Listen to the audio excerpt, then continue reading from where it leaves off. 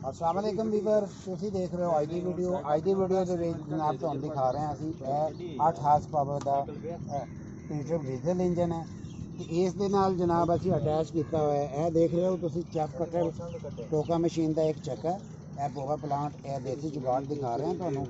तो इस दे नाल अज तुहानू चैफ कटर असी चारा कट के दिखावांगे। यह सामने तुसी चैफ कटर मशीन देख रहे हो। तो उम्मीद है अज की वीडियो तुहानू बहुत ही अच्छी लगेगी। वीडियो अच्छी लगे तो इस चैनल में जरूर सबसक्राइब करना जनाब।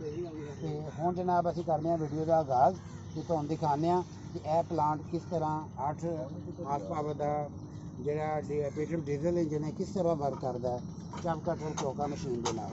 हुण करने हैं जनाब वीडियो का आगाज़, तुसीं रहना साडे नाल। इधर हो जनाब, मंजीर इधर है बचना बड़